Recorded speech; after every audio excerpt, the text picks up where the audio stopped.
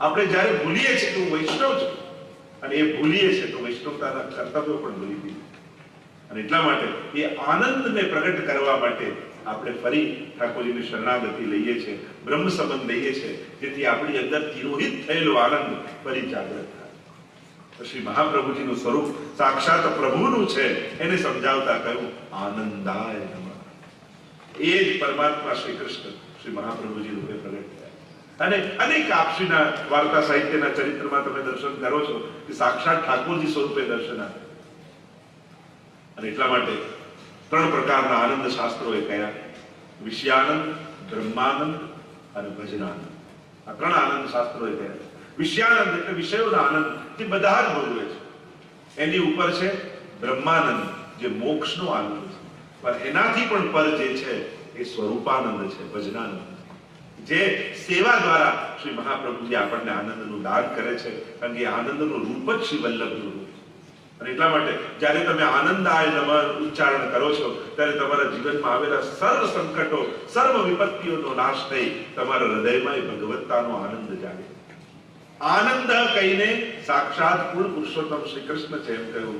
પણ એ આનંદને જે માણે એ પરમાનંદી થાય. તો એ આનંદ રૂપ શ્રી કૃષ્ણને કોણ માણે છે? તો કે શ્રી રાધાજી, શ્રી સ્વામી. અને સ્વામીજીનું સાક્ષાત સ્વરૂપ એ શ્રી મહાપ્રભુજી. અને એટલા માટે પરમાનંદાય, કારણ કે આનંદને માણનારો પરમાનંદી થાય. એટલે કે શ્રી કૃષ્ણને માણનારા શ્રી સ્વામીજી. આપણે ત્યાં વાર્તા પ્રસંગ પણ આવે છે કે એકવાર સર્વ વ્રજભક્તો ઠાકોરજી પાસે આવ્યા અને કહેવા લાગ્યા કે પ્રભુ, આજે શ્રી યમુનાજી આપના મુખ્ય સ્વામીજી બને અને આપણે મહારાજ થાય. ઠાકોરજીએ કહ્યું, વાત બધી બરાબર, તમારો મનોરથ પણ સાચો, પણ જો સ્વામીજીને ખબર પડશે રાધાજીને તો એ બહુ કોપાયમાન થશે. વ્રજભક્તો કહે, પણ સ્વામીજી તેમની નિકુંજમાં બિરાજ્યા છે, અમારા મનમાં એવો મનોરથ છે કે આજે યમુનાજી પ્રધાન સ્વામીજી બને અને મહારાજ થાય. ત્યારે ખૂબ વિનંતી વ્રજભક્તોએ કરી ત્યારે ઠાકોરજી સહમતિ આપી અને સ્વયં યમુનાજી મુખ્ય સ્વામીજી આજે રાસમાં બન્યા અને મહારાજ થઈ રહ્યા છે. અને મહારાજ કરતા સુંદર નૃત્યો વાદ્યો વાગી રહ્યા છે અને એની ધ્વનિ છેક સ્વામીજીના નિકુંજ સુધી પહોંચી. સ્વામીજીના કાન ઊંચા થયા, અરે આ શોર ક્યાંથી આવે છે? અરે મારા વગર મહારાજ થઈ રહ્યો છે, ઠાકોરજી મારા વગર રાસ કરી રહ્યા છે. કોપાયમાન થઈ સ્વામીજી દોડ્યા એ દિશા તરફ. અને દોડતા દોડતા જ્યાં આવે ત્યાં વ્રજભક્તોને સમાચાર મળ્યા કે સ્વામીજી કોપાયમાન થયા છે, એમના વગર મહારાજ થઈ રહ્યો છે, હવે શું કરવું? ક્યાં ક્રોધાયમાન થઈને શ્રાપ ના આપ્યું. ગભરાયા. યમુનાજી જ્યારે રાસમાં હતા, યમુનાજીને થયું કે હું ક્યાં જાઉં? જલ પ્રવાહ રૂપે ત્યાં વહેવા લાગ્યા. વ્રજભક્તોને થયું કે અમે ક્યાં જઈએ? જો સ્વામીજીની સામે આવીશું તો શ્રાપ લાગી જશે. એટલે વ્રજભક્તોએ યુક્તિ કરી, ફૂલનું સ્વરૂપ ધારણ કરી અને માલાજી બનીને ઠાકોરજીના કંઠમાં બિરાજ્યા. અને એટલામાં સ્વામીજી દોડતા દોડતા આવ્યા. જુએ તો ધૂળની ડમરીઓ ઉડે છે, હજી નાગનો ગુંજારો ગુંજી રહ્યો છે, પણ ઠાકોરજી એકલા ઉભા છે. સ્વામીજી કહેવા લાગ્યા, પ્રભુ મારા વગર આપ રાસ કરી રહ્યા. ઠાકોરજી કે ના ના, હું તો ઠાડો છું, એકલો ઉભો છું. ખોટું ન બોલશો પ્રભુ, મને આજે પણ સંકેત મળી રહ્યો છે ચારે તરફથી કે મારા વગર અહીંયા આપ મહારાજ કરી રહ્યા. અને ચારે તરફ શોધી રહ્યા છે શ્રી સ્વામીજી કે આ વ્રજભક્તો ગયા ત્યાં. એટલામાં ઠાકોરજીના કંઠ પર રહેલી એ ફૂલની માળા ઉપર સ્વામીજીની દ્રષ્ટિ પડી અને થયું કે મારાથી છુપાઈ અને ફૂલોનું રૂપ ધારણ કરીને વ્રજભક્તો શ્રી કંઠમાં બિરાજ્યા છે. અને શ્રી સ્વામીજીએ જ્યાં એ ફૂલની માળા હાથમાં લઈને ખેંચી અને તૂટ પડી મોતી કી માલા. એ માલા તૂટી અને સર્વ વ્રજભક્તો ભૂતલ પર જઈને પડ્યા. અને ભૂતલમાં ભિન્ન ભિન્ન જગ્યાએનો જન્મ થયો અને આ સંસારમાં વ્રજભક્તો લીલાથી વિકુટા પડ્યા. એકવાર ઠાકોરજી રાસ કરી રહ્યા હતા અને રાસ કરતા કરતા શ્રી સ્વામીજીએ ઠાકોરજીના મુખારવિંદ તરફ જોયું અને પ્રભુ ઉદાસ દેખાયા. સ્વામીજીએ પૂછ્યું કે રાસમાં પ્રભુ આપ ઉદાસ કેમ? ત્યારે ઠાકોરજીએ કહ્યું કે આ વ્રજભક્તો તો આનંદ લઈ રહ્યા છે, પણ જે વ્રજભક્તો લીલાથી વિખૂટા પડી ગયા, એ સંસારમાં ફસાઈ ગયા છે, પોતાનું સ્વરૂપ ભૂલી ગયા છે અને આ સુખથી એ લોકો વંચિત થઈ ગયા છે. સ્વામીજીને થયું કે પ્રભુ મારો અપરાધ છે, મારે કારણે આ લીલાના જીવો વિખૂટા પડ્યા છે, તો પ્રભુ આપને હું વચન આપું છું, એક એક દૈવી જીવને જ્યાં સુધી બ્રહ્મ સંબંધ કરાવીને આપની સાથે લીલામાં ન મોકલી દઉં ત્યાં સુધી હું પણ ભૂતલ પર બિરાજીશ. અને આમ કરી આવો સંકલ્પ લઈ અને એ સ્વામીજી આ ભૂતલ પર પધાર્યા અને શ્રી મહાપ્રભુજી સ્વરૂપે ભૂતલ પર આવ્યા. દરેક દૈવી જીવ સુધી મહાપ્રભુજી પહોંચ્યા અને ત્યાં જઈ આજે પણ આપણે બેઠકજીઓમાં જઈએ તો એવી જગ્યાઓ છે આપણે લાગે અહીંયા સુધી કેમ 500 વર્ષ પહેલા મહાપ્રભુજી પધાર્યા છે. તાળ તડકો વરસાદ બધું જ સહન કરી એક ધોતી ઉપરના ધારણ કરી ખુલ્લા ચલાવીથી મહાપ્રભુજી પધાર્યા. કેમ? કારણ કે આ મહાપ્રભુજી બીજું કોઈ નથી, એ જ સ્વામીજી છે કે જે પ્રણ લઈને આવ્યા છે કે જ્યાં પણ દૈવી જીવ હશે ત્યાં હું પોતે જઈશ અને એમનો લીલામાં સંબંધ કરાવીશ. અને એટલા માટે જ આપણે ત્યાં ચણસ્પર્શ પણ કરીએ છીએ તો પહેલા ડાબો પછી જમણો અને પછી ડાબો કરીએ. ચણસ્પર્શનો પણ આ પ્રકાર છે. ડાબો ચરણ એટલા માટે કે પહેલા લીલામાં હતા, પહેલા ઠાકોરજીનું વામ અંગ ડાબુ અંગ એ પુષ્ટિ અંગ છે, જમણું એ મર્યાદા અંગ છે.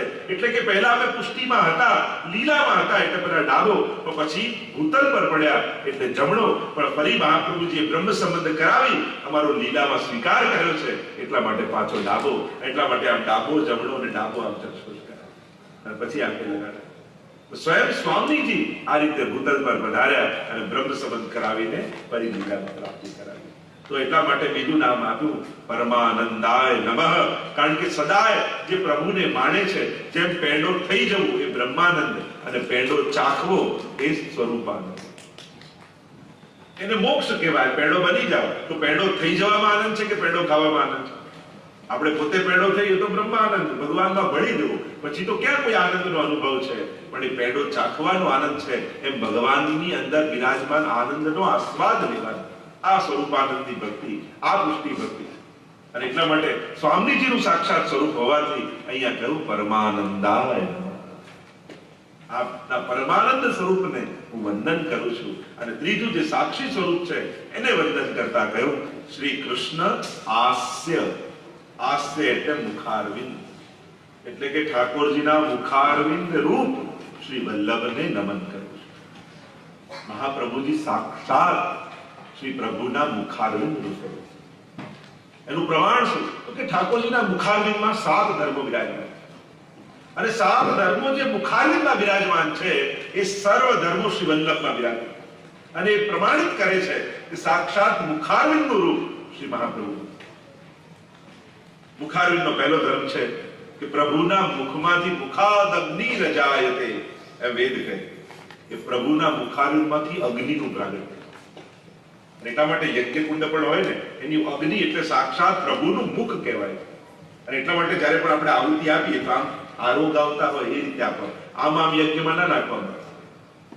ઘણા લોકોને માળા ફેરવવાનું કહ્યું તો આમ લઈ ગોળ ગોળ ગોળ ગોળ તો માળા પણ કઈ રીતે ફેરવ્યું કહેતા ને કે એક વ્યક્તિ ઝાડ પર ચડ્યો ને ચકલીનો માળો લઈને અહીંયા મૂકે, કાગડાનો માળો લઈને આમ મૂકે, બધા ઝાડ પર જેટલા માળા હતા ફેરવી નાખ્યા. કે આ કરે છે શું? તો કે કાલે દીક્ષા લીધી ને એટલે ગુરુએ કહ્યું માળા ફેરવજો. આ રીતે માળા દરેકનું એક વિધાન છે, દરેકનો એક પ્રકાર છે અને એ પ્રકારથી જ થાય. જો આપણે ત્યાં શૃંગાર કરવાનો, ભોગ ધરવાનો, ઓઢાવવાનો, જગાવવાનો, પાઠ કરવાનો, માળા કરવાનો દરેકનું એક વિધાન છે, એની પ્રોસેસ છે, એની વિધિ છે અને એ પ્રકારે જે કરવાનું વિધાન છે અને ત્યારે જે ફલીભૂત થાય. ઠાકોરજીને શૃંગાર બી કઈ રીતે કરાવે આખું એનું વિધાન છે. લોકો શૃંગાર કરાવે ત્યારે યોગના બધા આસનો ઠાકોરજી કરાવે. તાલન એટલે આમ છેલ્લે નુપુર ધરાવવા હતા મુંડા શીર્ષાસન કરી કરાવે. ઠાકોરજી તો શૃંગાર કરતા હોય તો હલવા નથી. ઠાકોર કઈ રીતે એમના શૃંગાર ઘણીવાર તો લોકો ઝાંપીજીમાં પધરાઈને આવે ને આમ ખોલીએ તો કોઈ હોય જ નહીં, પછી ગાદી નીચેથી લાલન નીકળે. તો ઝાંપીજીમાં કઈ રીતે પ્રભુને પધરાવાય, ઓઢાવાય. ઘણીવાર અંદર ઝારીજી હોય તો આ બધું ભીરું ભીરું થઈ ગયું. તો ઝાંપીજી કરવાની પણ રીત આવડવી, આપણે ત્યાં આરોગાવાની પણ રીત છે, ઓઢાવાની ઓઢાવતા પણ કઈ રીતે ઓઢાવાય, કઈ રીતે મુખ રખાય, કઈ રીતે સૈયાજી વિછાવાય, આખો એનો પ્રકાર છે. એમ પાઠ કરવાનો પ્રકાર છે, માળા કરવાનો પ્રકાર છે, દરેકનું વિધાન છે. તો એ વિધિપૂર્વક જ કરવું અને કોશિશ કરવી કે વિધિપૂર્વક થાય. તો મૂળ વાત જે કરતા હતા યજ્ઞકુંડમાં પણ જેમ આરોગ આવતા હોય એ રીતે યજ્ઞમાં પધરાવે. કારણ કે મુખ છે પ્રભુનું, તો પ્રભુના મુખમાંથી અગ્નિનું પ્રાગટ્ય છે. તો શ્રી વલ્લભનું તો પ્રાગટ્ય જ અગ્નિકુંડમાં. જયારે પ્રગટ થયા ત્યારે અગ્નિકુંડમાંથી પ્રગટ થયા મહાપ્રભુજી. અને એટલા માટે પહેલું પ્રમાણિત કર્યું કે એમના મુખમાં અગ્નિ, તો આ કૃષ્ણાસ્ત્ર પ્રભુના મુખારવિંદ. ઠાકોરજીના મુખારવિંદનો બીજો ધર્મ છે, સાક્ષાત પ્રભુના મુખારવિંદમાંથી સરસ્વતીનું પ્રાગટ્ય, વાગ્દેવીનું પ્રાગટ્ય છે. તો સર્વોત્તમ સ્તોત્રમાં મહાપ્રભુજીનું નામ પણ વાગ્પતે. આપણે તો વાર્તા સાહિત્યમાં એવો પ્રસંગ આવે, ઘટ સરસ્વતીની વાર્તા આવે છે કે ઉજ્જૈનમાં રહેતા ને એવા પ્રકાંડ પંડિતા ઘટ સરસ્વતી કે પોતાના વિદ્યાના બળે એમણે સરસ્વતીજીને ઘડામાં પૂરી રાખી. અને જ્યારે શાસ્ત્રાર્થ કરવા કોઈ આવે ત્યારે ઘડો લઈને જાય, વચ્ચે મૂકે અને શાસ્ત્રાર્થ ચાલતો હોય ત્યારે સરસ્વતીજીને બહાર પ્રગટ કરે અને સરસ્વતીજી પોતે વચન આપે અને પ્રમાણ આપે કે આ સાચો છે, સામેવાળો ખોટો છે, અને આમ કરીને શાસ્ત્રાર્થ જીતી નાખે. એવો પ્રકાંડ પંડિત એકવાર મહાપ્રભુજી ત્યાં પધારેલા અને આ ઘટ સરસ્વતીને એમ થયું કે લાવો વલ્લભાચાર્યજીને પરાસ્ત કરીને આવો, અને ઘડો લઈને નીકળ્યો, વચમાં મૂક્યો, ઘડ્યો અને મહાપ્રભુ જોડે શાસ્ત્રાર્થ કરવા લાગ્યો. શાસ્ત્રાર્થ કરવા જાય મહાપ્રભુ એક પછી એક શાસ્ત્રોના પ્રમાણો આપીને શ્લોકો કહે છે અને ધીમે ધીમે એ મૌન થવા લાગે. નથી તો હમણાં સરસ્વતી બહાર આવશે, હમણાં બહાર આવશે, પણ પેલો ઘટ સરસ્વતી શાસ્ત્રાર્થ હારી ગયો પણ સરસ્વતીજી બહાર ના બોલ્યા નહીં. અને જ્યારે ઘડો ઘરે લઈને આવ્યો અને નિરાશ થઈને આવ્યો અને સરસ્વતીજી પ્રગટ થયા અને ત્યારે પેલા વિદ્વાનને કહ્યું ઘટ સરસ્વતીએ કે કાયમ તો તમે શાસ્ત્રાર્થ સમય બોલો છો, આજે કેમ ન બોલ્યા? ત્યારે સરસ્વતીજી એટલું બોલ્યા હતા કે આ જેટલા વિદ્વાનો બ્રાહ્મણો છે એ બધા મારા પુત્રો છે અને એટલા માટે હું સામે બોલું છું, પણ સામે પતિ બેઠા હોય તો મારાથી કેમ બોલાય? શ્રી મહાપ્રભુજી તો સાક્ષાત વાગ્પતે છે. તો બીજું પ્રમાણ પ્રભુના મુખારમાંથી સરસ્વતીનું પ્રાગટ્ય છે, તો શ્રી મહાપ્રભુજી પોતે વાગ્પતિ. 100 બ્રાહ્મણો એક સાથે આવ્યા ઉજ્જૈનમાં અને થયું કે એક એક કરીને પ્રશ્ન કરીએ છીએ તો ઉત્તર મળી જાય છે, લાવ એક સાથે 100 પ્રશ્નો કરીએ. અને એક સાથે 100 બ્રાહ્મણોએ પ્રશ્નો કર્યા અને મહાપ્રભુજી 100 મુખ ધારણ કરી બધાને એક સ્વરમાં જવાબ આપ્યો અને ત્યારે બધાએ વંદન કર્યા છે. આમ સરસ્વતીનું પ્રાગટ્ય છે અને મહાપ્રભુની સાક્ષાત વાગ્પતે છે. ત્રીજો ગુણ મુખારવિંદનો ભગવાનના શ્રી કૃષ્ણાસ્ય છે, કૃષ્ણના હાસ્ય રૂપ છે. અને પ્રભુના મુખારવિંદનો ત્રીજો ગુણ બ્રાહ્મણોસ્ય મુખમાસી રજાયત. જે પુરુષોત્તમમાં કહ્યું ઠાકોરજીના મુખારવિંદમાંથી બ્રાહ્મણોનું પ્રાગટ્ય. તો શ્રી મહાપ્રભુજી પણ તૈલંગ તિલક છે. દ્વિજકુલ પ્રગટે શ્રી હરિ. બધુમાં આપણે બધાઈઓમાં ગાઈએ છીએ સાક્ષાત બ્રાહ્મણ કુળમાં શિરોમોર છે. એવા ભારદ્વાજ ગોત્રના તૈત્રીય શાખાના અને એવા આદર્શ બ્રાહ્મણના કુળમાં આપ પ્રગટ થયા છે. વેદ પારંગ છે, વેદને જાણનારા છે, એવા આપ સાક્ષાત બ્રાહ્મણ છે. તો આપ સાક્ષાત મુખારવિંદનું રૂપ છે. ચોથું ગુણ કયું મુખારવિંદમાં પ્રભુના મુખમાંથી ભોજન આરોગાય છે. તો શ્રી મહાપ્રભુજીને ત્યાં પણ આપણે ભોગ ધરીએ છીએ અને જ્યારે પણ ઠાકોરજીને ભોગ ધરીએ તો ભોગ ધરવાથી ઠાકોરજી નથી આરોગતા, પણ જ્યારે મહાપ્રભુજીની કાની આપીએ ત્યારે ઠાકોરજી આરોગે. ભલે આપણે જ બનાવ્યું હોય પણ પ્રભુને ધરીએ ત્યારે ટેરો લઈએ અને ધરવાનો અધિકાર આપણો છે, આરોગાવાનો અધિકાર આપણો છે. એ તો શ્રી સ્વામી વલ્લભરૂપ સ્વામીજી જ્યારે મહાપ્રભુજીની કાની આપીએ ત્યારે એમાંથી પ્રગટ થઈ સ્વયં સ્વામીજી આપને આરોગાવે છે. અને આમ પ્રભુના મુખારવિંદમાં ભોજન આરોગાય એ શ્રી મહાપ્રભુજીની કાની આરોગે. પાંચમું લક્ષણ કહ્યું પ્રભુના મુખારવિંદમાં અત્યંત કમનીય સૌંદર્ય છે, અત્યંત સુંદર છે. વિષ્ણુજી પણ સ્તુતિ કરતા કહે છે પ્રભુ આ વિશ્વમાં આપનાથી અધિક સુંદર બીજું કોઈ નથી. તો મહાપ્રભુજીનું પણ નામ છે સહજ સુંદર. શ્રીમદ વલ્લભ રૂપ સુરંગે અંગ અંગ પ્રતિભાવન કે ભૂષણ વૃંદાવન સંપત્તિ અંગમ. શ્રી મહાપ્રભુના સ્વરૂપમાં ગાવામાં આવે સાક્ષાત વૃંદાવનમાં ઠાકોરજીને સ્વામીજીને થયેલી અનંત સુંદર કામ લીલાનું રસાત્મક સ્વરૂપ કોઈ હોય તો શ્રી મહાપ્રભુ. એવા સહજ સુંદર શ્રી મહાપ્રભુજી છે. અતિ મોહન છે. મહાપ્રભુજીનું એક નામ અતિ મોહન, કે પ્રભુના સૌંદર્યમાં બધા મોહિત થઈ જાય પણ જે પ્રભુને પણ મોહિત કરી લે એવું સૌંદર્ય શ્રી મહાપ્રભુજી. એવો પ્રસંગ મહાપ્રભુના ચરિત્ર જીવન ચરિત્રમાં આવે કે એકવાર મહાપ્રભુજી મથુરાની બજારમાંથી પસાર થતા અને બજારમાંથી પસાર થતા હતા ત્યાં એક ઠાકોરજીના સ્વરૂપ વેચવાની દુકાન, અનેક અલગ પ્રકારના અનેક ભગવત સ્વરૂપો ત્યાં રાખેલા. અને મહાપ્રભુજી બજારમાંથી પસાર થતા હતા અને એટલામાં મહાપ્રભુજીની દ્રષ્ટિ એ સ્વરૂપો ઉપર પડી. ઠાકોરજી તો જેટલા સ્વરૂપો હતા એ મહાપ્રભુજીનું મુખારવિંદ જોયું અને વલ્લભની દ્રષ્ટિ પડી, બધા મૂર્તિમંત થઈ અને મથુરાની બજારમાં મહાપ્રભુજીની પાછળ પાછળ ચાલવા લાગ્યા. તો અતિ મોહન, સર્વને મોહિત કરનારા પ્રભુ છે, પણ જે પ્રભુને પણ મોહિત કરી લે એ મહાપ્રભુ છે. અને એટલે જ આપનું નામ મહાપ્રભુ છે. તમે અનેક પ્રસંગોમાં એવું જોશો કે જ્યાં સાક્ષાત મહાપ્રભુજી ઠાકોરજી સ્વરૂપે દર્શન આપ્યા, પણ એવું ક્યાંય પ્રસંગ નહીં જુઓ કે ઠાકોરજી મહાપ્રભુજી સ્વરૂપે દર્શન આપ્યા. કારણ પ્રભુ નું સ્વરૂપ મહાપ્રભુજી લઈ શકે છે, પણ પ્રભુમાં પણ એટલું સામર્થ્ય નથી કે વલ્લભનું સ્વરૂપ ધારણ કરી શકે. અને એટલા માટે શ્રીજી પ્રભુ અને વલ્લભ મહાપ્રભુ છે. એટલે જો દાન બળો કે દાતા વાર્તા શેનો પ્રસંગ આવે છે, કહ્યું કે પ્રભુ તો દાન છે, પણ દાતા મહાપ્રભુજી છે. અને દાન એકલું ક્યાંય જઈ શકતું નથી, દાતા હોય તો જ જઈ શકે છે. અને એટલા માટે ઠાકોરજી પ્રભુ અને વલ્લભ મહાપ્રભુ, કારણ કે પ્રભુને પણ જે આપી દે એ જ મહાપ્રભુ હોય છે. અને એટલા માટે આપણે મહાપ્રભુ કહીએ. તો આમ અત્યંત કમનીય સૌંદર્ય એવું શ્રી વલ્લભનું મુખારવિંદ પણ એવું જ છે. છઠ્ઠું કહ્યું, સાક્ષાત પ્રભુના મુખારવિંદમાંથી વેદોનું પ્રાગટ્ય છે. તો શ્રી વલ્લભ પણ વેદ પારંગત છે, સાક્ષાત વેદને જાણનારા છે, કર્મ માર્ગ પ્રવર્તક છે, એવા મહાપ્રભુજી છે. અને સાતમો ધર્મ કયો કે પ્રભુના મુખારવિંદમાં અધરામૃત છે. તો સાક્ષાત એ અધરામૃતની સુધારું સાક્ષાત મહાપ્રભુજી. સપ્ત શ્લોકી જેમાં મહાપ્રભુના ગુણો બતાવે છે, એમાં ગુસાઈજી કહે છે, સ્મૃત કૃષ્ણ પ્રેમામૃત રસ ભરેના અતિ ભરિતા. સાક્ષાત પ્રભુના રોમ રોમમાંથી પ્રગટ થતા રસની સુધારું શ્રી મહાપ્રભુજી. રોમ રોમ રસ છલકે શ્રી વલ્લભ, રોમ રોમ રસ છલકે. મહાપ્રભુની વધાઈઓમાં એ સાક્ષાત રસરૂપ છે, સુધારૂપ છે. અને એટલા માટે આ સાતે ધર્મો જે ઠાકોરજીના મુખારવિંદમાં બિરાજે છે, એ સાતે ધર્મો શ્રી મહાપ્રભુજીમાં પણ બિરાજે છે. અને એટલા માટે પ્રમાણિત થાય છે કે શ્રી મહાપ્રભુજી શ્રી કૃષ્ણાસ્યાય નમઃ, શ્રી કૃષ્ણાસ્યાય નમઃ, શ્રી કૃષ્ણાસ્યાય નમઃ. બોલો વલ્લભાધીશ કી જય. સમય તો આવ્યો છે, હવે થોડી કણકાભિષેકની લીલાનો પ્રસંગ જોઈ લઈએ. શ્રી મહાપ્રભુજી 11 વર્ષની વય થઈ. પિતા લક્ષ્મણ ભટ્ટજી સદે બાલાજીમાં પ્રવેશ કર્યો અને પૃથ્વી પ્રદક્ષિણા કરવા માટે મહાપ્રભુજી પધાર્યા.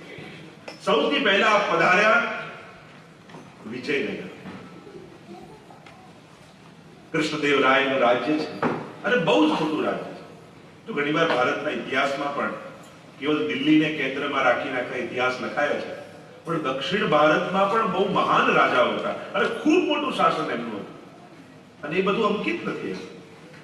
આ કૃષ્ણદેવ રાય એ સમયના સૌથી મોટા રાજાઓમાં. અને વિજયનગર આજે હમ્પી ને નોર્થ કર્ણાટકામાં એ સ્થાન છે. અને ત્યાં આ વિજયનગર નામની રાજધાની. અને રાજાએ બહુ મોટો શાસ્ત્રાર્થ રાખ્યો છે કે કયો ધર્મ સાચો, કયા ભગવાનનું ભજન કરવું, કઈ રીતે માયા, જીવ, જગત અને બ્રહ્મને જોવા. અને એના માટે ભારત વર્ષના સર્વ આચાર્યો અને સર્વ વિદ્વાનોને ત્યાં ભેગા કર્યા. એ રાજાના કોષાધ્યક્ષ શ્રી મહાપ્રભુજીના મામા, અને મહાપ્રભુજી સ્વયં પોતાના મામાને ત્યાં બોલાવ્યા. અને અહીંયા રાજાની સભામાં શાસ્ત્રાર્થો ચાલી રહ્યા છે. ભારત વર્ષના બધા જ પ્રકાંડ પંડિતો આવ્યા છે. અને રાજાએ કહ્યું કે જે જીતશે એનો હું સેવક છું, અને 100 મણ સોનાથી એમનું સ્નાન કરાવશે. કનકા અભિષેક, સુવર્ણનો અભિષેક એમનો કરાવવાનો. એટલે ઘણા બ્રાહ્મણો તો ધનની લાલચથી આવી ગયા. થયું કે કોઈ પણ તર્ક વિતર્ક કુતર્ક આપીને પણ જો આ શાસ્ત્રાર્થ જીતી લઈએ તો 100 મણ સોનું પ્રાપ્ત થાય. શ્રી મહાપ્રભુજી મામાને ત્યાં પધાર્યા છે. સમાચાર મળ્યા કે રાજાને ત્યાં શાસ્ત્રાર્થ ચાલે છે. મામા ને હૃદયમાં ભક્તિ નહોતી, એટલે કહ્યું મહાપ્રભુજી કે અમે તમારે ત્યાં નિવાસ નહીં કર્યો, તમારે ત્યાં ભોજન નહીં કરીએ, અમે તો કામની વાત કરી. જો આપણે ત્યાં તો આચાર્યો, સંતો, મહાત્માઓ પધારે, એમના ચરણારવિંદ તીર્થરૂપ કયા છે. આ પધરામણીનો નાદી આ ક્રમ ક્યાંથી આવ્યા છે? એનો ભાવ જ એ છે કે અમે બધા તો તીર્થમાં નથી જઈ શકતા, પણ આ આચાર્યોના ચરણારવિંદ સાક્ષાત તીર્થ રૂપા છે. અને જ્યારે એ અમારા ઘરમાં પધારે છે ત્યારે અમારા ઘરમાં રહેલા સર્વ દુર્ભાગ્યો નાશ પામે છે અને અમારું ઘર પવિત્ર બની જાય છે. જ્યારે તીર્થમાં અમે સ્નાન કર્યું હોય એવા અમે પવિત્ર બની જઈએ છીએ. અને એના ઘરની જ્યારે કણિકા પણ ગ્રહણ કરે તો એના સમસ્ત પાપો નાશ થઈ જાય. આ ભાવ આપણે થાય, સકલ સૌભાગ્ય ત્યાં આવી જાય. મહાપ્રભુજી મના કરી છે કે તમને ભાવ નથી તમારા ત્યાં નહીં. નારાજ થયા મામા, હવે આ મારા ઘરે ભોજન નથી કરતો, બહાર રહે છે, તો આને રાજાને ક્યાંય નહીં આવે. અને અહીંયા શાસ્ત્રાર્થ ચાલી રહ્યો છે. મહાપ્રભુજીને સમાચાર મળ્યા છે અને મહાપ્રભુજીએ કહ્યું અમે પણ શાસ્ત્રાર્થમાં ભાગ લેવા આવ્યું. નાની વયના શ્રી મહાપ્રભુજી એક ગજરાજની જેમ મદમસ્ત ચાલતા ચાલતા નિર્ભય હૃદયથી દ્વારપાલોને મામાએ કહી દીધું છે જો મહાપ્રભુજી આવે તો એમનો પ્રવેશ ન કરવા દેતા. અને જ્યાં મહાપ્રભુજી પધાર્યા અને મહાપ્રભુ રવિ કે ઉદય કિરણ જો બાળી તૈસઈ સભા પાટ ઉઠી થાળી.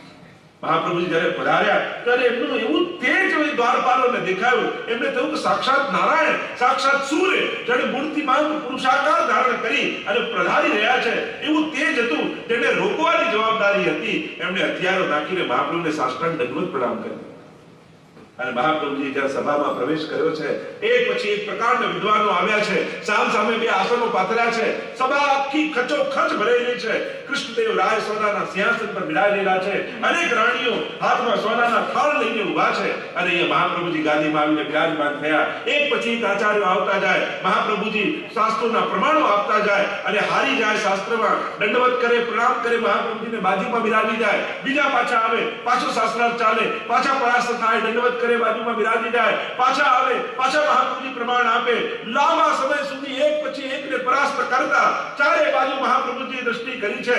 હવે કોઈ બાકી છે સભામાં અને ચારે બાજુ જયઘોષ મહાપ્રભુજીના નામનો થવા લાગ્યો. બોલો વલ્લભાધીશ કી જય, બોલો વલ્લભાધીશ કી, બોલો વલ્લભાધીશ કી. સર્વ જેટલા આચાર્યો, વિદ્વાનો, બ્રાહ્મણો હતા બધાએ સાષ્ટાંગ દંડવત પ્રણામ કર્યા છે અને વંદન કરીને કહ્યું છે કે આપે જે શુદ્ધાદ્વૈત બ્રહ્મવાદ આજે સ્થાપિત કર્યો છે, અમે બધા મત પરાસ્ત થયા છીએ અને આપના મતને વંદન કરીએ છીએ. અને અમે બધા જ ભેગા મળી, આપ કેવલ અમારા નહીં, કોઈ એક વ્યક્તિના નહીં, પણ આ જગતના ગુરુ છો એટલે આજે અમે આપને જગત ગુરુ તરીકેનું તિલક કરીએ છીએ. અને સર્વ આચાર્યો બિરાજમાન થયા અને મહાપ્રભુજીના મસ્તક પર જગત ગુરુ તરીકેનું તિલક કર્યું. બોલીએ જગત ગુરુ શ્રી વલ્લભાધીશ કી, જગત ગુરુ શ્રી વલ્લભાધીશ કી, જગત ગુરુ શ્રી વલ્લભાધીશ કી. અને જ્યારે સર્વ વિદ્વાન આચાર્યો આપના સેવક થયા અને ત્યારે રાજા આવ્યા, વંદન કર્યા. કૃષ્ણદેવ રાય આપનો મત સ્થાપિત આજે આપ કર્યો છે. આપ આચાર્ય બન્યા છો, જગત ગુરુ બન્યા છો અને હવે મને આપનો સેવક કરો. પધરાવીને લઈ ગયા છે મહાપ્રભુજીને, સોનાના સિંહાસન પર બિરાજમાન કર્યા છે, સુંદર છત્ર મસ્તક પર રાખ્યું છે. અનેક સેવકો આવી ચમર પંખા કરી રહ્યા છે અને ભારત વર્ષની જેટલી પવિત્ર નદીઓના જળ હતા સોનાના કળશમાં ભેગા કર્યા છે અને મહાપ્રભુજીનો એ પવિત્ર જળની નદીઓ દ્વારા સૌથી પહેલા અભિષેક કર્યો છે. અને અભિષેક કર્યા બાદ 100 મણ સોના, અનેક દાસ દાસીઓ હાથમાં સોના મોરોના થાળ લઈને ઊભા છે અને બધાને બોલાવ્યા. શંખનાદ, ડંકા, નિશાન વાગી રહ્યા છે, મંગલ ધ્વનિઓ વાગી રહી છે, વેદ મંત્રો બ્રાહ્મણો બોલી રહ્યા છે અને વેદ મંત્રોની ધ્વનિઓમાં મહારાજ આવ્યા છે પોતાની રાણીઓને લઈ અને 100 મણ સુવર્ણથી શ્રી મહાપ્રભુજીનો અભિષેક કર્યો છે. અને અભિષેક કરીને વંદન કર્યા. મહાપ્રભુજીએ કહ્યું કે આ મારા શું કામનું? આ કેટલાક બ્રાહ્મણો અહીંયા ધન માટે, કોઈ ઈચ્છા માટે આવ્યા હશે અને અમે જેનાથી સ્નાન કર્યું અને સ્નાન કરેલું જલ પાછું ઉપયોગમાં લેવાતું નથી તો અમારા માટે તો આ ત્યાજ્ય છે. તો આ સોનાનું કરીએ શું? મહાપ્રભુજી કહ્યું આ 100 મણ સોનું અહીંયા જેટલા બ્રાહ્મણો છે એ બધાને વિતરણ કરી દો. અને ચારે બાજુ મહાપ્રભુનો જયઘોષ થવા લાગ્યો કે મહાપ્રભુજીએ જે ધન આવ્યું, જે સુવર્ણ આવ્યું બધું જ બ્રાહ્મણોમાં વાટી દીધું છે. મહારાજ ખેદિત થયા, સેવક બન્યા, મહાપ્રભુજીના શરણે આવ્યા અને સોના મણનો થાળ લઈને ચરણોમાં ધરી કહ્યું કે મારી ભેટ સ્વીકાર કરો. કહ્યું મહાપ્રભુજી આ ધન તારું નથી, પ્રજાના કરમાંથી આવેલું છે એટલે આના પર અધિકાર તો પ્રજાનો કહેવાય. પણ બહુ આગ્રહ કર્યો કે આમાં કંઈક તો મારું ભાગનું હશે ને, પેલા પરિશ્રમનું હશે ને. ત્યારે મહાપ્રભુજી જોયું કે એમાં 7 સુવર્ણ મુદ્રાઓ રાજાના પરિશ્રમની છે, દૈવી દ્રવ્ય છે. અને ત્યારે મહાપ્રભુજી એમાંથી 7 સુવર્ણ મુદ્રાઓ લીધી અને શ્રીનાથજી બાવાના નુપુર સિદ્ધ કર્યા. જે આજે પણ શ્રીનાથજી બાવા એ સુવર્ણના નુપુર ધારણ કરે છે.